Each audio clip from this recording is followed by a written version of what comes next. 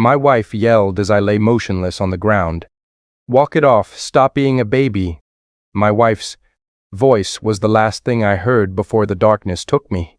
Not a scream of horror, not a cry of panic, but a sigh of irritation. As if I had spilled a glass of red wine on her new cream carpet. As if my sudden catastrophic collapse was a personal inconvenience to her evening. The paramedics later told me I had been clinically dead for 2 minutes and 17 seconds, a massive pulmonary embolism. A blood clot the size of a cigar had shot from my leg straight into my heart. They called it a widow maker. They laughed nervously at the irony given the circumstances. I didn't laugh. I couldn't. I was too busy remembering the look on her face. Claire's face, hovering above me in the golden glow of our living room chandelier, had been a mask of pure, unadulterated contempt. Not fear, not love, contempt. I had clutched my chest, the pain a hot knife twisting between my ribs, and dropped to the polished oak floor, my vision tunneled, my left arm went numb. And she stood over me, hands on her hips, cocktail glass still in hand, and said the words that would become the branding iron on my soul: "Walk it off, stop being a baby." Then she stepped over me. She stepped over my dying body to answer her phone. I heard her voice, suddenly sweet as saccharin. No, everything's fine. Just a little dramatic episode. I'll be there in 20. She wasn't talking to a friend. She was talking to her lover. The man she'd been draining our joint account for. The man who was, at that very moment, waiting for her at a hotel across town. I remembered all of this as I lay in the hospital bed 3 days later.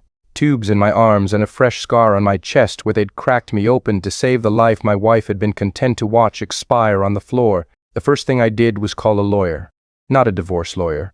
A forensic accountant.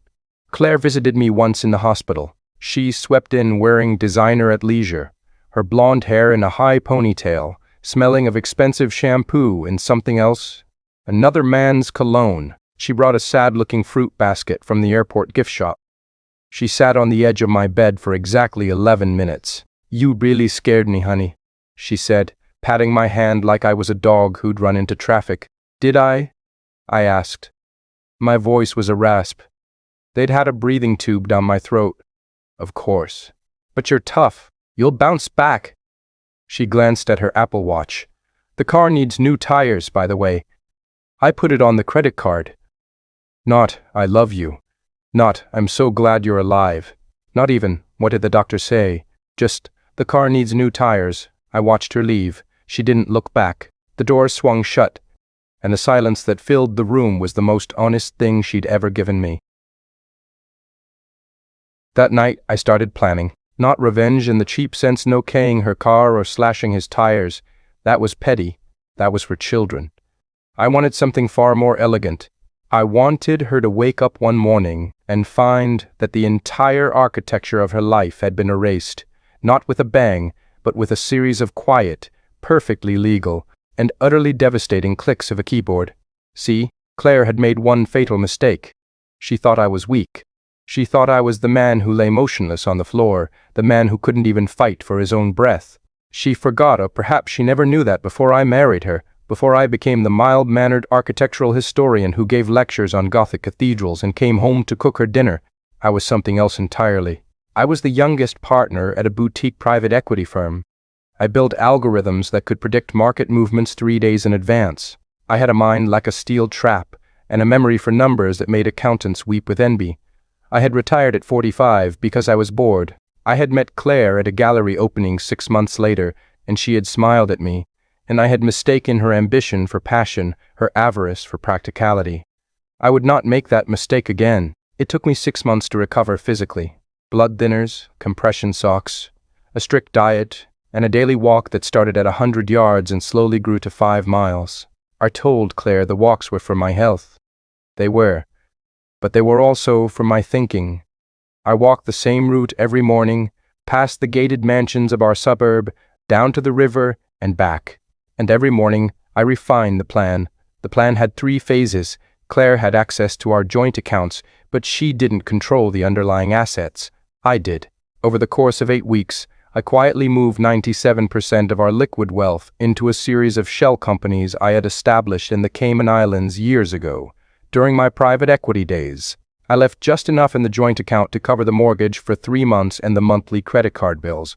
To Claire, everything would look normal for a while. I also began documenting her late nights, her business trips that coincided with his, her withdrawals of cash, the hotel receipts I found in her purse when she left it unattended.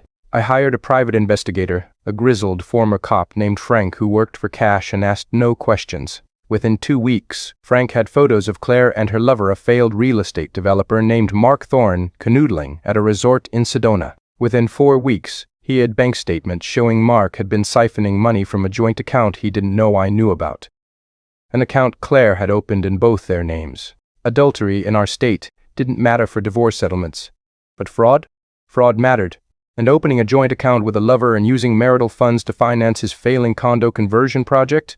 That was fraud. I smiled for the first time in months. It felt like cracking ice. I stopped being the doting husband. I didn't confront her, that would tip my hand. Instead, I became interesting.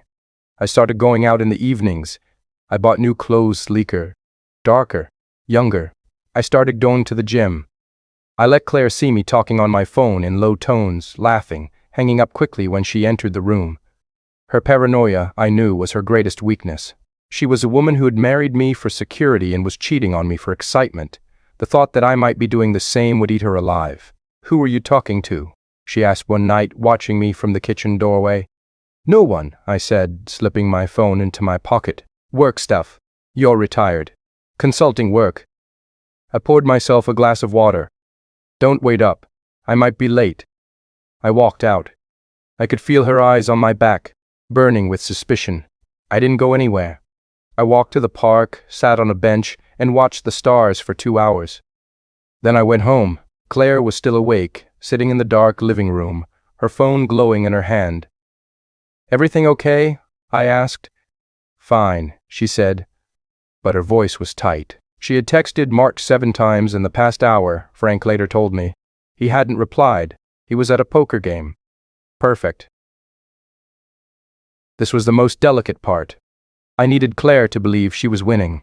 I needed her to think she was so close to escaping me, to running off with Mark and his fake Rolex and his mountain of debt, that she would get sloppy. I started leaving things around the house. A file folder labeled divorce draft on my desk, with a single page inside that listed assets 0 and liabilities, $340,000, mortgage. A voicemail on the home answering machine from a law firm, Frank's cousin, doing a voice, saying they needed to discuss the foreclosure proceedings. A letter from a collection agency, addressed to me, which I left unopened on the counter. Claire found them all. I watched her face through the crack in the study door as she read the letter, her eyes lit up. Not with concern for me, with glee. She thought I was broke. She thought the man she had married, the man with the trust fund and the investment portfolio, was about to lose everything. She called Mark immediately. I listened on the extension. "It's happening," she whispered.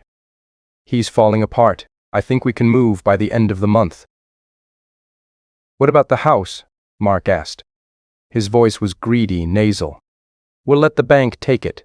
He'll be too depressed to fight. I'll get half of whatever's left in the joint account, maybe 30 grand.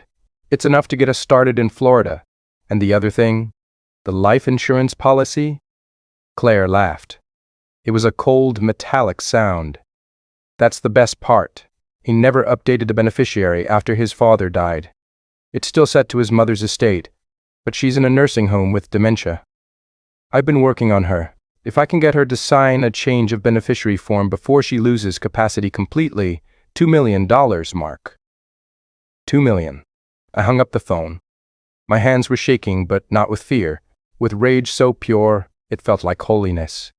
She had been planning this, not just the affair, not just the financial drain. She had been trying to manipulate my dying mother into signing over a life insurance policy that would pay out if I died, and given that I had almost died, given that she had stood over me and told me to walk it off, I no longer felt guilty about what I was about to do. I accelerated the timeline. The next morning I went to see my mother. She was in a memory care facility 80 miles away, lost in the fog of late-stage Alzheimer's. She didn't know my name anymore, but she still smiled when I held her hand. I brought her favorite flowers, peonies, and a lawyer. The lawyer was a woman named Elena Vargas, a pit bull in a pantsuit who specialized in elder fraud and estate litigation. I showed her the recording of Claire's phone call. I had started recording everything. I showed her the forged signature on the change of beneficiary form that Claire had somehow gotten my mother to sign 3 weeks ago, a signature that looked nothing like the one on my mother's driver's license. "This is a felony," Elena said, studying the document. "In some states, multiple felonies." "I know," I said. "What do you want to do?" "I want to ruin her." "Legally." "Completely. And I want Mark Thorne to go down with her." Elena smiled. It was not a nice smile. It was the smile of a predator who had just caught the scent of blood. "I can work with that." I went home that night and put on the performance of my life. I shuffled when I walked. I let my shoulders slump. I looked at Claire with hollow, defeated eyes. "I need to talk to you," I said. She was on the couch scrolling through Instagram. She didn't look up. "About what?"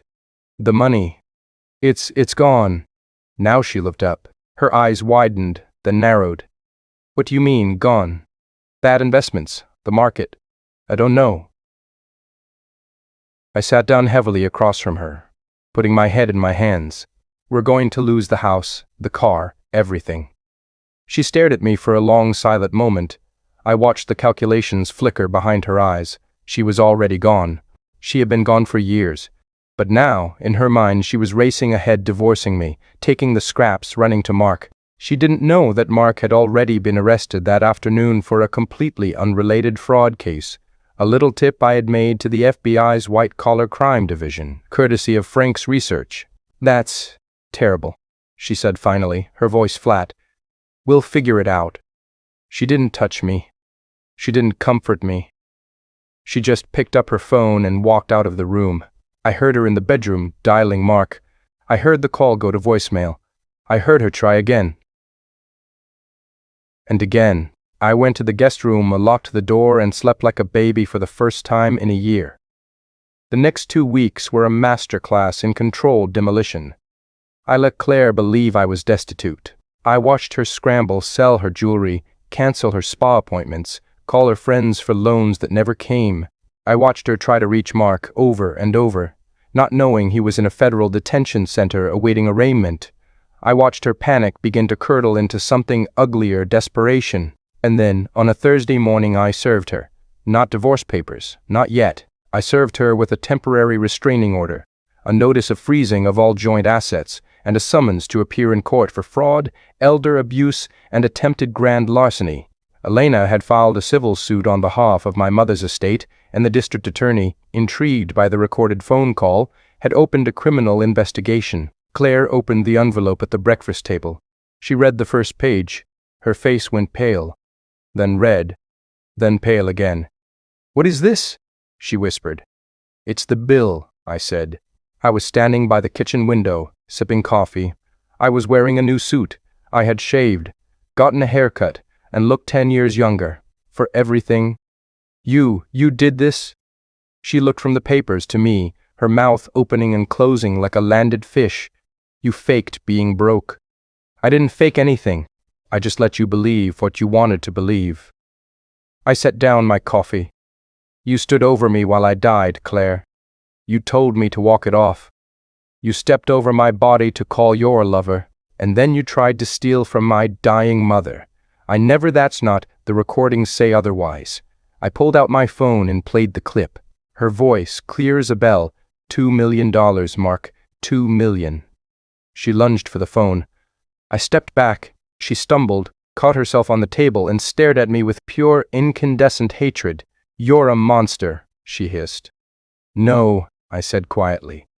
"I'm the man you left for dead on the floor, and I'm the man who remembered." The divorce was finalized 7 months later.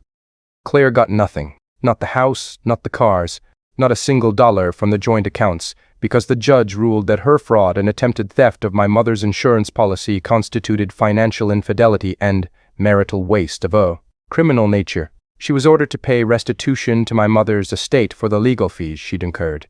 She was also ordered to pay my legal fees.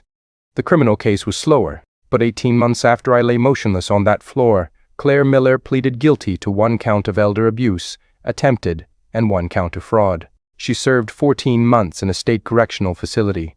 Mark Thorne, it turned out, had a longer record. He got 5 years for fraud and conspiracy. I visited Claire once. Not out of pity, out of closure.